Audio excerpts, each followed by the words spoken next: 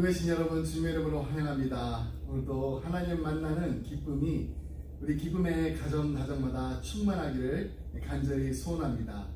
휴스턴을 비롯해서 어스틴, 덴버, 그리고 뉴저지, 그리고 지금 한국에서 함께 예배드리는 모든 기쁨의 가정 위에 하나님의 풍성하신 은혜가 임하기를 간절히 소원합니다. 시간이 조용히 기도하면서 하나님 앞으로 나아가겠습니다. 하나님 아버지, 감사합니다. 오늘도 하나님 앞에 나와서 예배를 드립니다.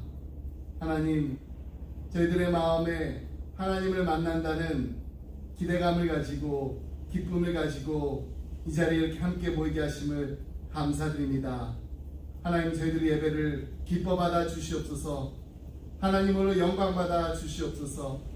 오늘 예배를 통하여서 하나님의 거룩하신 이름을 찬양하며 또 하나님 앞에 간절한 마음으로 기도하며 아뢰일 때 하나님, 저희들의 기도를 들으실 뿐만 아니라 들어 응답하여 주시옵소서. 그리고 오늘 하나님의 말씀을 들을 때 하나님의 음성을 듣게 되는 복된 시간이 되게 하여 주시옵소서. 감사드리며 모든 말씀 예수의 이름으로 기도드립니다. 아멘. 우리 찬송가 95장 함께 찬양하시겠습니다. 찬송가 95장 나의 기쁨 나의 소망 되시오.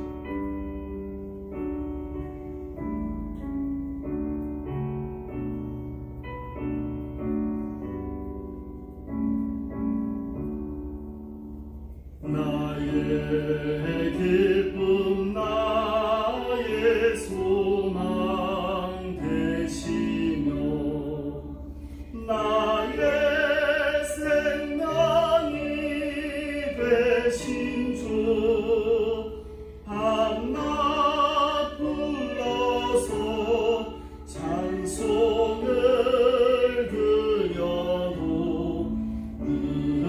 하신 마음 뿐일세.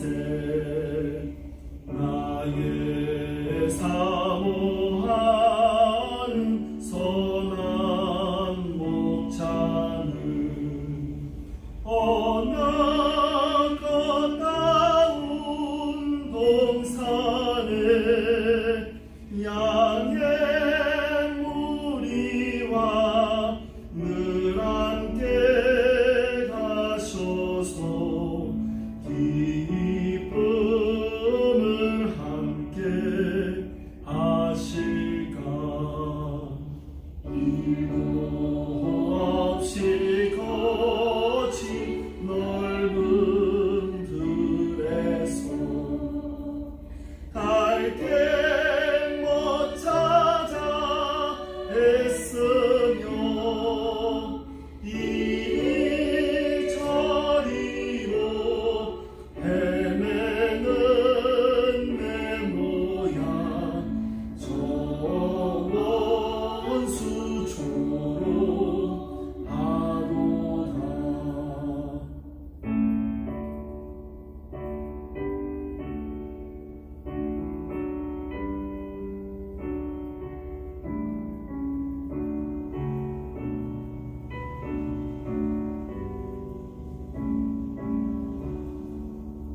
주의 자비롭고 화평한 얼굴 모든 천사도 반기며 주의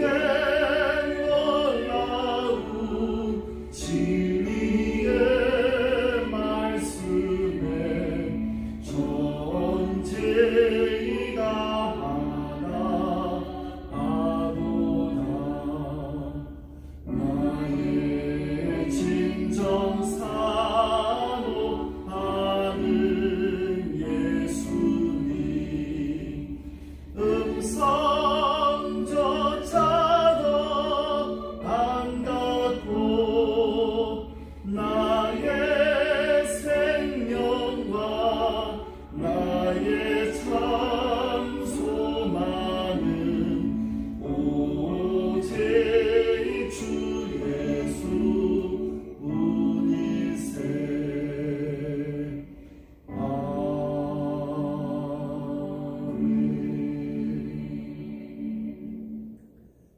311장입니다. 내 너를 위하여 찬양하시겠습니다.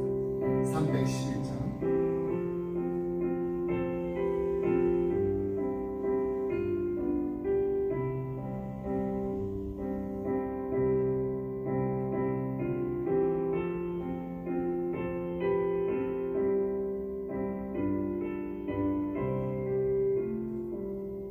내 너를 위하여 몸보려 피 흘려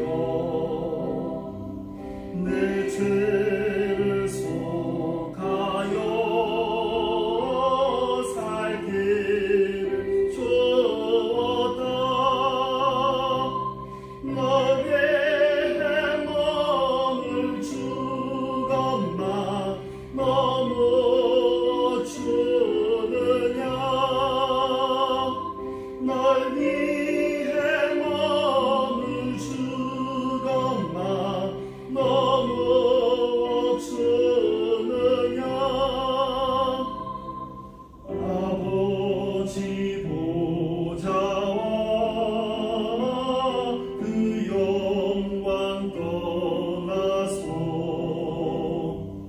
한같은 세상에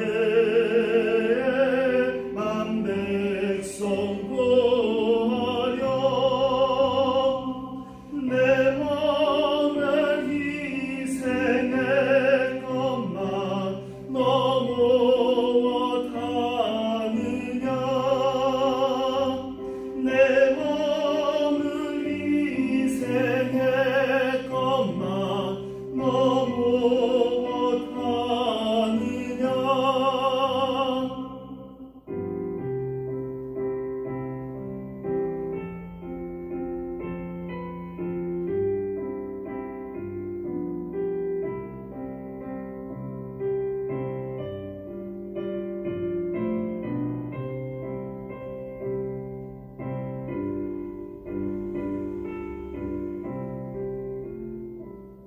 죄 중에 빠져서 영죽을 인생을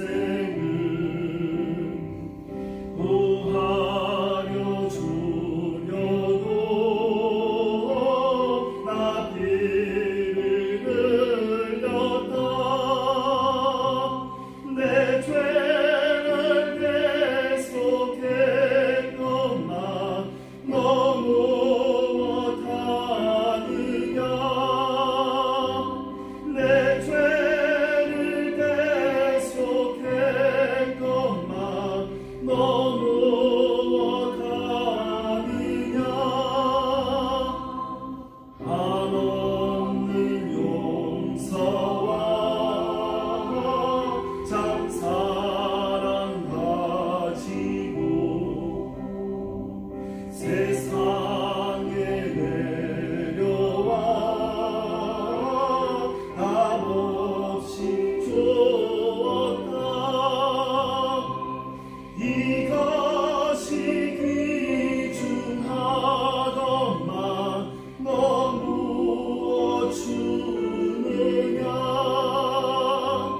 이것이 귀중하건만 너무 주느냐. 아멘. 오늘 함께 나누신 말씀은 사도행전 7장 54절로 60절 말씀 함께 말씀 보겠습니다. 사도행전 7장 54절로 60절 말씀, 우리 말씀 한 절씩 교독하겠습니다.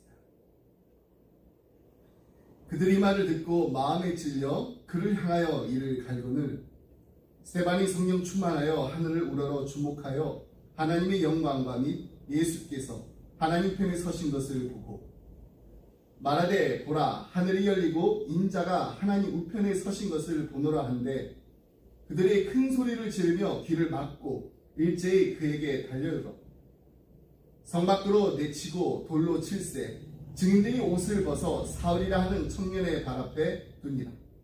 그들이 돌로 스데반을 치니 스데반이 부르짖어 이르되 주 예수여 내 영혼을 받으시옵소서 하고 무릎을 꿇고 크게 불러 이르되 주여 이 죄를 그들에게 돌리지 마옵소서 이 말을 하고 자니라. 아멘.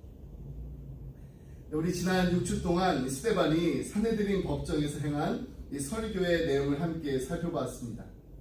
성령 충만한 스데반은 유대인이 십자가에 못 박아 죽인 예수님께서 부활하셨다는 것을, 그리고 예수님은 하나님께서 인간을 구원하기 위해 이 땅에 보내주신 구세주이심을 전파했습니다. 그러자 예수님을 신성 모독죄로 죽여버렸던 유대인들이 가만히 있지 않았습니다.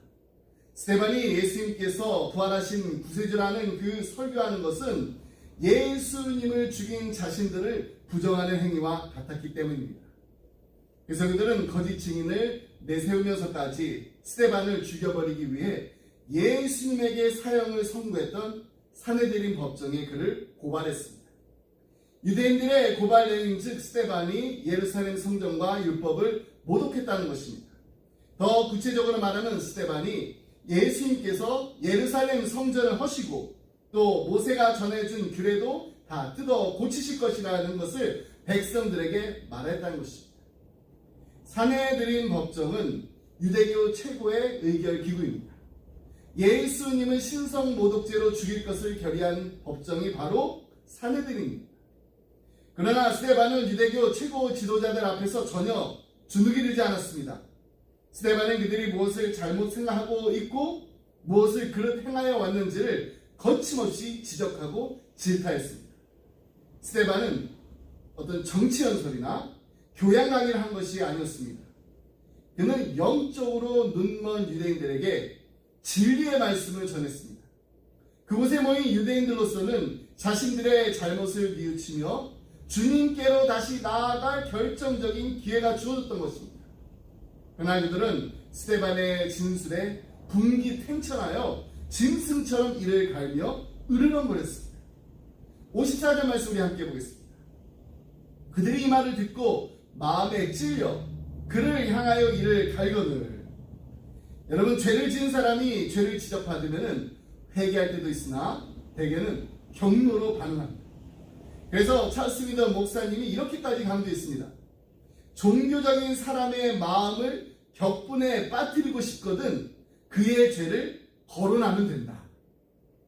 그래서 마음에 찔려로 번역된 이 헬라어 단어가 문자적으로 보면은 톱으로 켜다라는 뜻이 담겨 있습니다. 은유적으로는 마음에 찔린 데에 대한 그들의 본능적인 분노를 가리킵니다. 그들의 격분이 그만큼 깊었음을 강조하는 표현입니다.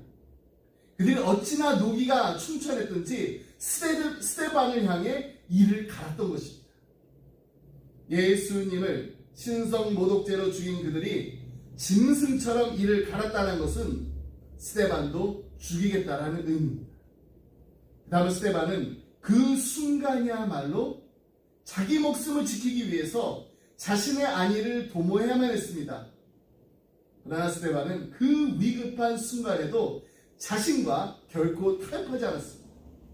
그는 보라, 하늘이 열리고 인자가 하나님 우편에 서신 것을 보노라고 외쳤습니다. 55절과 56절 말씀을 함께 보겠습니다. 스데반이 성령 충만하여 하늘을 우러러 주목하여 하나님의 영광과 및 예수께서 하나님 우편에 서신 것을 보고 말하되 보라 하늘이 열리고 인자가 하나님 우편에 서신 것을 보노라 한데, 분노로 들끓는 산헤드린을 보면서도 스데반은 아주 침착하게 예수님께로 온전히 집중한 채로 자신의 눈앞에 지금 보이는 환상을 말로 풀어냈습니다. 여기서 하나님 우편에 서신 예수님이 보인다라는 이 표현은 시편 110편 1절 말씀을 연상시킵니다. 여호와께서 내 주에게 말씀하시기를 내가 내 원수들로 내 발판이 되게 하기까지 너는 내 오른쪽에 앉아 있으리라 하셨도다. 가야바와 그의 패거리는 이 시편의 구절이 메시아를 가리키는 말임을 알아차렸을 것입니다. 그뿐 아니라 예수님께서 동일한 산헤드린 앞에서 재판을 받으실 때 인용하셨던 비슷한 말씀이 그들의 그 머릿속에 되살아날 수도 있었을 것입니다. 마태복음 26장 59절로 66절 말씀 보겠습니다. 대제사장들과 온 공회가 예수를 죽이려고 그를 칠 거짓 증거를 찾으매 거짓 증인이 많이 왔으나 얻지 못하더니 후에 두 사람이 와서 이르되 이 사람의 말이 내가 하나님의 성전을 헐고 사흘 동안에 지을 수 있다 하더라 하니 대제사장이 일어서서 예수께 묻되 아무 대답도 없느냐? 이 사람들이 너를 치는 증거가 어떠하냐 하되 예수께서 침묵하시거늘 대제사장이 이르되 내가 너로 살아계신 하나님께 맹세하게 하노니 내가 하나님의 아들 그리스도인지 우리에게 말하라. 예수께서 이르시되 네가 말하였느니라. 그러나 내가 너에게 이르노니 이후에 인자가 권능의 우편에 앉아있는 것과 하늘 구름을 타고 오는 것을 너희가 보리라 하시니 이에 대제사장이 자기 옷을 찢으며 이르되 그가 신성 모독하는 말을 하였으니 어찌 더 증인을 요구하리요. 보라 너희가 지금 이 신성 모독하는 말을 들었도다. 너희 생각은 어떠하냐? 대답하여 이르되 그는 사형에 해당하니라 하고 예수님께서 자신에 대해 하신 그 말씀은 다니엘이 그 침상에서 꿈을 꾸며 머릿속으로 환상을 받고 그 꿈을 기록한 내용입니다. 다니엘서 7장 13절로 14절 말씀입니다. 내가 또 밤 환상 중에 보니 인자 같은 이가 하늘 구름을 타고 와서 옛적부터 항상 계신 이에게 나아가 그 앞으로 인도됨에 그에게 권세와 영광과 나라를 주고 모든 백성과 나라들과 다른 언어를 말하는 모든 자들이 그를 섬기게 하였으니 그의 권세는 소멸되지 아니하는 영원한 권세요 그의 나라는 멸망하지 아니할 것입니다. 자, 이제 사도행전 56절 말씀으로 다시 돌아가겠습니다. 말하되 보라 하늘이 열리고 인자가 하나님 우편에 서신 것을 보노라 한데 여기서 우리가 주목해야 할 단어가 있습니다. 그것은 바로 인자입니다. 인자란 무슨 뜻인가요? 사람의 아들이란 뜻입니다. 우리 신약 성경을 통해서 예수님을 두 가지 명칭으로 부르는 것을 볼 수가 있습니다. 하나는 하나님의 아들입니다. 그리고 또 다른 하나는 사람의 아들입니다. 사람의 아들이 인자입니다. 근데 중요한 것은 예수님께서는 자신을 하나님의 아들이요 사람의 아들이라고 자신을 그렇게 소개하셨지만은 제자들은 단 한 번도 예수님을 인자라고 부른 적이 없다라는 사실입니다. 주는 그리스도시요 살아계신 하나님의 아들이니이다. 이렇게 고백한 적은 있어도 단 한 번도 제자들이 예수님을 인자라고 부르지 않았습니다. 근데 오늘 유독 스데반만이 예수님 향해 인자라고 불렀습니다. 왜 인자라고 불렀을까요? 스데반이 자신이 지금 돌에 맞아 죽는 그 순간 하늘이 열리고 예수님께서 하나님 우편에 서신 것을 본다고 했습니다. 스데반이 발견한 예수님, 완벽한 하나님이실 뿐만 아니라 완벽한 인간이셨습니다. 물론 예수님은 하나님이십니다. 이 땅을 창조하셨으며 곧 오는 세상을 다스리실 위대한 하나님이십니다. 그래서 제자들이 예수님을 하나님의 아들이라고 메시아라고 그리스도라고 불렀을 것입니다. 그러나 예수님께서는 동시에 자신을 인자라고 소개하셨습니다. 인자, 사람의 아들입니다. 예수님께서는 하늘 보좌 영광을 다 버리시고 우리 인간의 모습으로 현현하셨습니다. 영어로는 incarnation입니다. 자신을 낮추셨습니다. 그리고 이 땅에 오셔서 병자들과 함께 하셨습니다. 죄인들과 함께 하셨습니다. 약한 자들과 동고동락하신 분이 바로 예수님이십니다. 스데반이 마지막 죽는 그 순간에 발견한 예수님은 어떤 예수님인가요? 저 높이 부활 승천하셔서 인간을 통치하시는 만왕의 왕이십니다. 그러나 부활 승천하셔서 보좌에 앉아 계시지만은 우리 인간의 모든 고통을 다 이해하시는 하나님, 바로 인자하셨습니다. 스데반이 지금 고난을 받는 것, 곧 돌에 맞아 죽을 터인데 그 돌에 맞는 고통이 얼마나 아픈지를 친히 다 아셔서 이해해 주시는 인자 되신 예수님을 스데반이 발견한 것입니다. 인자. 그래서 그는 제자들 가운데 유일하게 예수님을 인자라고 불렀습니다. 우리가 잘 알고 있는 빌립보서 2장 6절로 10절, 11절 말씀처럼 그는 근본 하나님의 본체시나 하나님과 동등됨을 취할 것으로 여기지 아니하시고 오히려 자기를 비워 종의 형체를 가지사 사람들과 같이 되셨고 사람의 모양으로 나타나사 자기를 낮추시고 죽기까지 복종하셨으니 곧 십자가에 죽으시리라. 이러므로 하나님이 그를 지극히 높여 모든 이름 위에 뛰어난 이름을 주사 하늘에 있는 자들과 땅에 있는 자들과 땅 아래에 있는 자들로 모든 무릎을 예수의 이름 앞에 꿇게 하시고 모든 입으로 예수 그리스도를 주라 시인하여 하나님 아버지께 영광을 돌리게 하셨느니라. 예수님이 우리를 얼마나 사랑하시나요? 우리를 사랑하셔서 우리를 구원하시기 위해서 우리를 하나님의 자녀 되게 하시려고 하늘의 모든 영광과 보좌를 다 버렸을 뿐만 아니라 낮고 천한 인간의 몸을 입으시고 친히 이 땅에 오셨습니다. 그것도 호화로운 궁궐이 아니라 가장 낮고도 낮은 자리 마구간의 구에서 탄생하셨습니다. 그렇기 때문에 우리는 어떤 고난을 만나게 될지라도 절대로 두려워하거나 낙심하지 않을 수 있습니다. 오히려 그 고난의 현장 가운데 찾아오셔서 우리와 함께 하시는 주님을 바라보며 담대하게 나아갈 수 있는 것입니다. 예수님은 어제도 우리와 함께 계셨고 오늘도 우리와 함께 계시며 내일도 우리와 함께 계실 줄 믿습니다. 56절 말씀에 한 가지 더 중요한 단어가 등장합니다. 말하되 보라 하늘이 열리고 인자가 하나님 우편에 서신 것을 보노라 한데 인자 되신 예수님께서 서 계셨다라고 스데반이 말합니다. 여러분 이 성경에 보면은 예수님이 부활 승천하셔서 하나님의 우편에 앉으셨다라고 합니다. 앉으셨다라고 이 묘사된 것은 예수님께서 그 속죄의 사역을 다 마치셨다라는 뜻입니다. 그런데 스데반은 예수님이 서 계신 것을 보았다라고 합니다. 그래서 벤겔이라는 신학자는 이 구절을 이렇게 해석했습니다. 예수님이 왜 일어서셨는가? 예수님께서 스데반을 환영하기 위해 일어서셨다라는 것입니다. 무슨 말인가요? 예수님께서 지금 이렇게 말씀하고 계신 것입니다. 스데반아 웰컴 어서 올라오너라. 그의 순교를 보고 너무너무 감격한 나머지 예수님께서 그를 앉아서 맞이할 수 없었을 것입니다.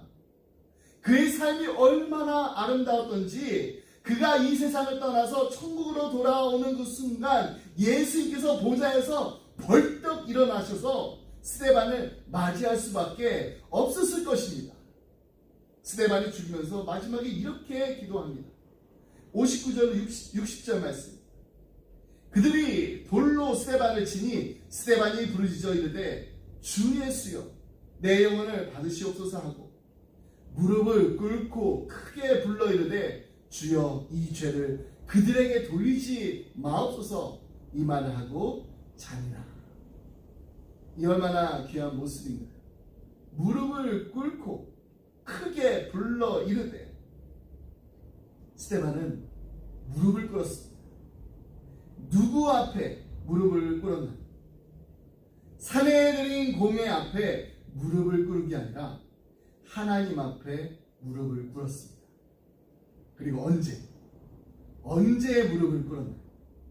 그가 뭇돌에 맞아서 온몸이 다 깨지고 피투성이가 돼서 정신이 혼미해졌을 때, 이제 내가 이대로 죽는구나. 그런 순간에 모든 것이 다 끝이라고 판단되는 그런 순간에 스데반이 무릎을 꿇었습니다.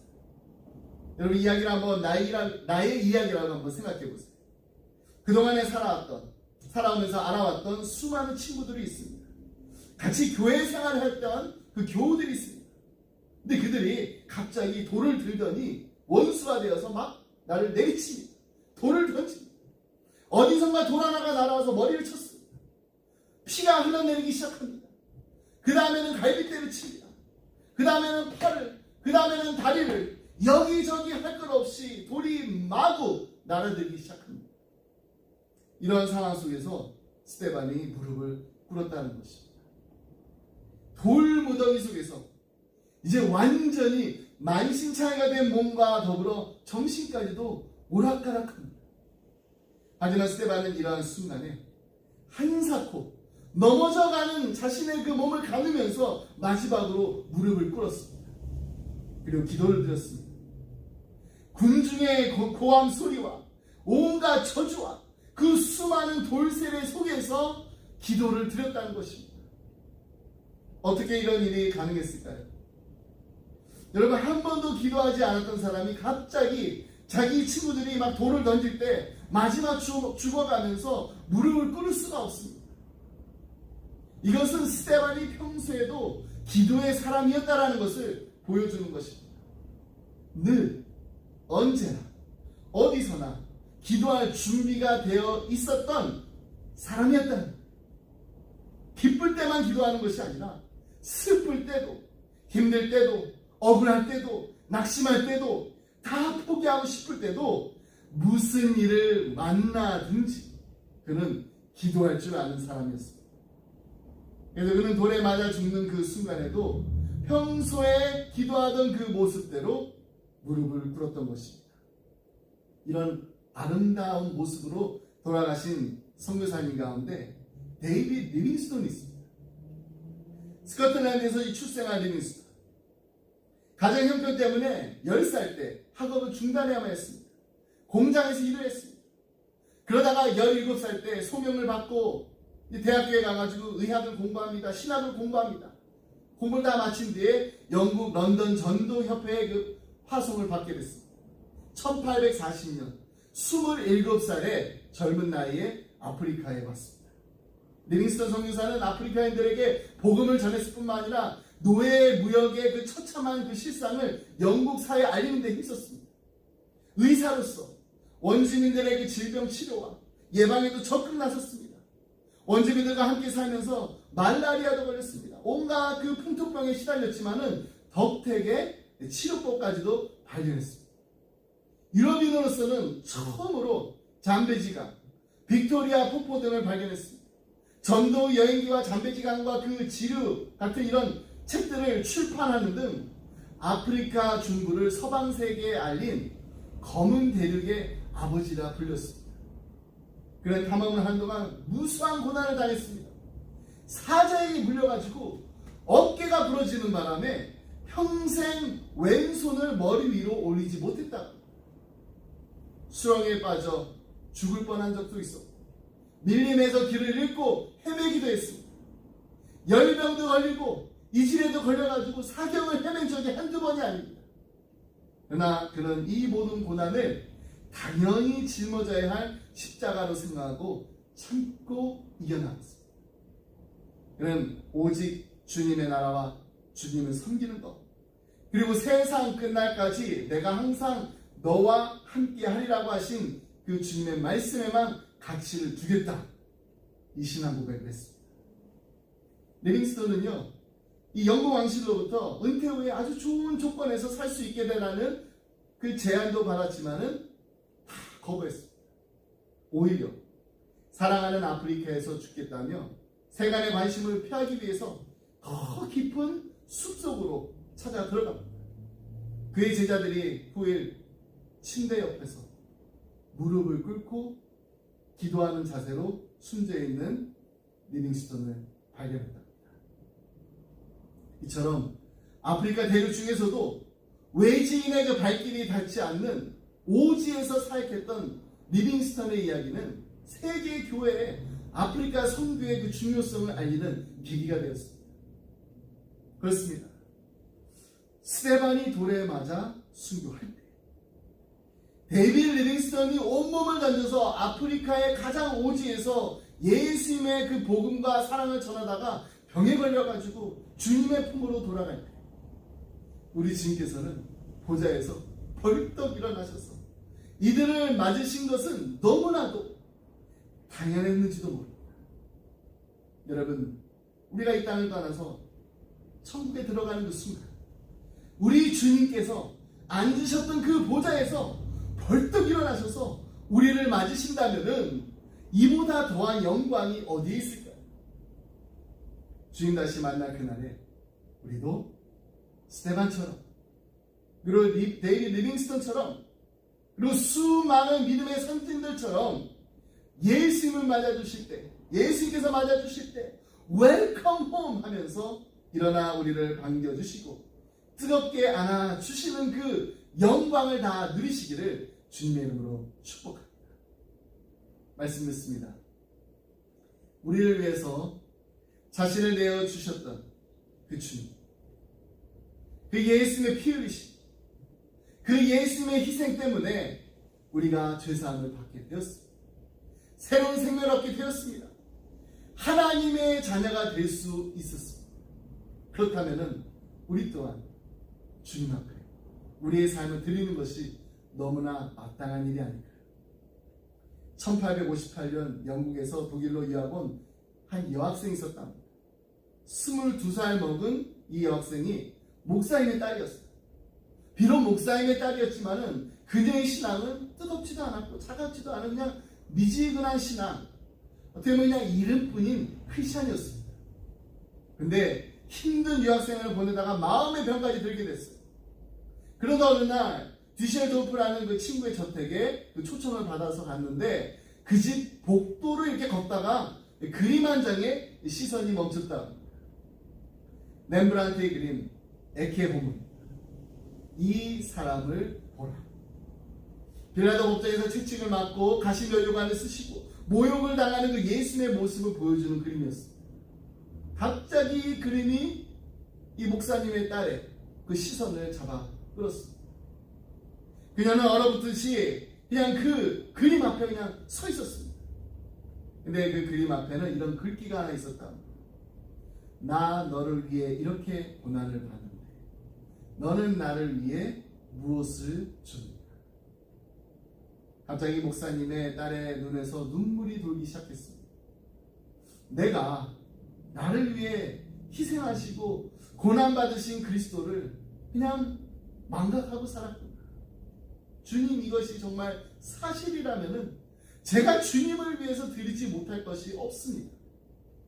그날 밤 집에 돌아온 이 목사님의 딸이 붓을 들어서 그 그림에서 받은 감동과 자기 헌신의 그 결심을 한편의 찬송시로 쓰기 시작했습니다.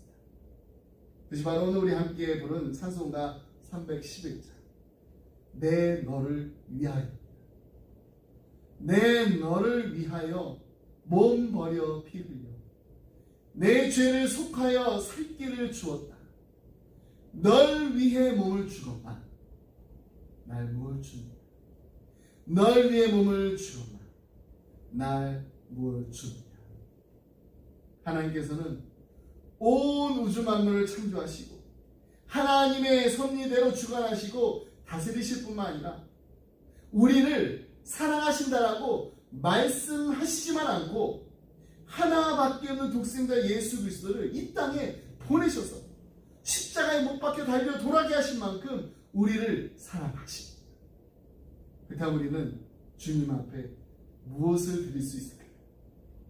우리의 몸, 우리의 마음, 우리의 매일매일의 삶을 하나님 앞에 기쁨으로 드림으로써 우리의 인생이 다 하나님의 것이라는 아름다운 고백을 드리는, 하나님 보시기에 아름다운 삶, 하나님이 기뻐하시는 삶을 드리는 우리 기쁨의 가정들이 다 되시기를 주님의 이름으로 축복합니다. 기도하겠습니다. 사랑과 은혜가 풍성하신 하나님 아버지, 감사합니다. 스데반의 설교를 통해 다시 한번 하나님은 무소부재하신 하나님이신 것을 깨닫게 하심을 감사합니다. 우리가 함께 예배드리는 이 자리뿐만 아니라 우리의 가정에서도, 우리의 직장에서도, 우리가 가는 곳곳마다, 그리고 우리가 머무는 자리자리마다 하나님께서는 우리와 항상 함께 하심을 감사합니다. 우리가 가장 약하고 힘들고 어려운 일을 당할 때 우리의 아픔을, 우리의 약함을, 우리의 부족함을, 우리의 필요한 모든 것을 아시고 채워주시는 하나님이 우리의 아바 아버지 되심을 감사드립니다. 높고 높은 보좌를 떠나 낮고 낮은 이 땅 가운데 가장 낮은 마구간의 구위에서 태어나신 예수님이 우리의 모든 형편을, 우리의 모든 고난을 다 이해해 주심을 감사합니다. 인자가 온 것은 섬김을 받으려 함이 아니라 도리어 섬기려 하고 자기 목숨을 많은 사람의 대속물로 주려 함이니라 고 약속하시고, 하나님의 약속을 이루셨을 뿐만 아니라 지금 이 시간에도 우리를 위해서 중보하시는 예수님을 우리의 눈으로 보게 하여 주옵소서. 어려움과 역경 앞에 무릎을 꿇는 것이 아니라 하나님 앞에 무릎을 꿇을 때 주님을 보게 하여 주옵소서. 주님만 바라보게 하여 주옵소서. 주님 안에서만 누릴 수 있는 참 안식과 평안을 누리게 하여 주옵소서. 하나님, 우리의 자녀들을 축복하여 주옵소서. 하나님, 이들과 날마다 함께하여 주옵소서. 주님과 동행하는 기쁨이 날마다 넘치게 하여 주옵소서. 세상에 무릎을 꿇는 것이 아니라 하나님 앞에 무릎 꿇고 기도하는 기도의 용사들이 다 되게 하여 주옵소서. 나라와 민족을 가슴에 품고 기도하는 다니엘과 같은, 에스더와 같은 리더들이 다 되게 하여 주옵소서. 이 모든 말씀 우리를 사랑하신 예수 그리스도의 이름으로 기도드립니다. 아멘. 시간 우리 다같이 주님을 보게 하소서 함께 부르겠습니다. 스데반 집사가 무릎을 꿇고 하나님 앞에 간절히 기도하며 나아갔을 때 하나님의 그 보좌 우편에 앉아 계셨던 예수님이 일어나서 그를 환영하셨던 것 같이 우리도 주님 다시 만날 그날에 우리를 뜨겁게 반겨주실 예수를 보게 되는 영광을 누리게 하소서. 간절한 마음으로 기도하는 마음으로 이 찬양을 부르겠습니다. 나의 주님께 찬양 드리며 그 크신 사랑 주 인재 감사해. 어둠 속에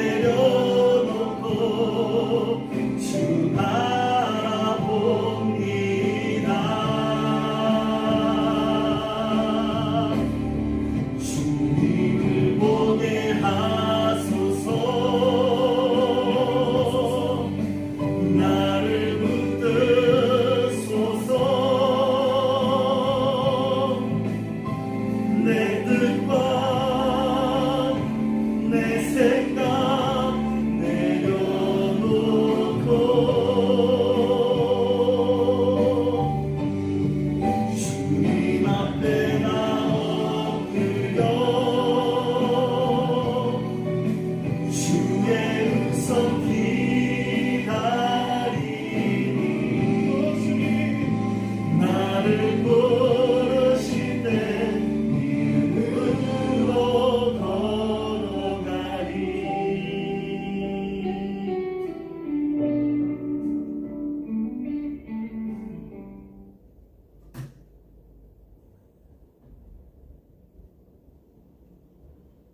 이제는 우리 주 예수 그리스도의 은혜와 하나님 아버지의 그 크신 사랑과 성령님의 감동감화 교통하시고 하나님 주님을 바라보게 하여 주시옵소서.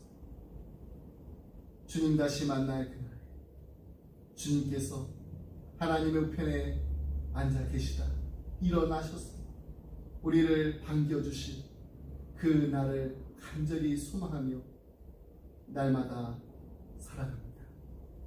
주님과 이 땅에서도 동행하는 기쁨을 누리게 하여 주시옵소서. 그리고 우리의 삶을 통하여서 우리 주님께 기쁨 드리는 삶을 살게 하여 주옵소서.